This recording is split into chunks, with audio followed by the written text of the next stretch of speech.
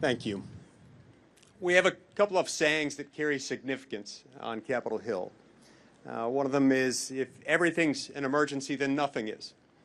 Another one is, if everyone's family, then no one is. That one also has special significance in my state where we have really large families, so it gets a little more complicated there.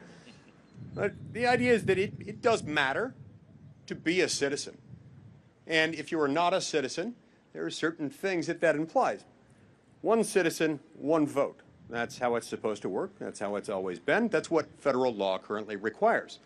But when federal law has been interpreted as precluding in many ways the voter registration officials in the various states from even inquiring into someone's citizenship when addressing voter roll issues, we have a problem.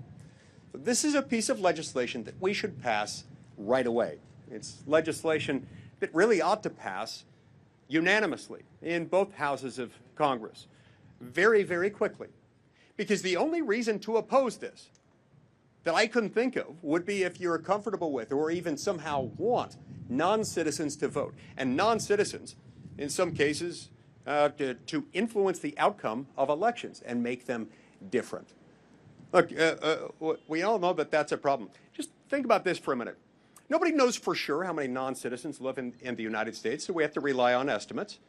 Estimates are that the number of people who have entered this country unlawfully since Joe Biden became president, somewhere between 10 and 12 million. And there are estimates putting the total number of non-citizens in this country somewhere approaching 30 million. If those estimates are accurate, that would mean that roughly 1 in 11 or 1 in 12 people currently residing in the United States happens to be a non-citizen. This is not an academic exercise, especially when you consider that in some parts of the country, their numbers may be disproportionately represented. There is not a good, legitimate reason to oppose this bill. In fact, there are all kinds of things that would be wrong with this institution if it failed immediately to pass this bill and send it to the president for his signature.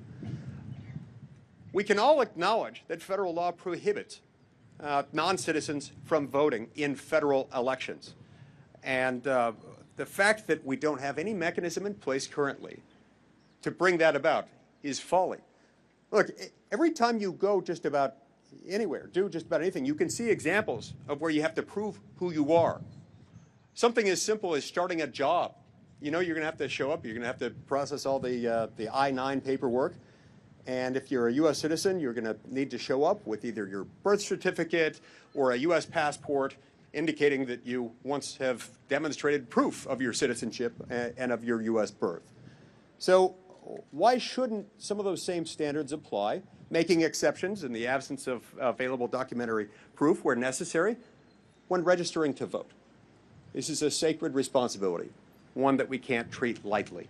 We owe it to ourselves, to each other, and most importantly to the American people, to make sure that those making decisions on behalf of our government and who's going to serve in government in elective office are indeed empowered to make those decisions.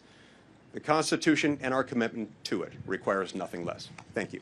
It really is an honor, I will add, to introduce this legislation with my friend and colleague, Congressman Chip Roy, who has done yeoman's work in this. It's an honor to stand here with him and with Speaker Johnson and with so many other allies in the House of Representatives.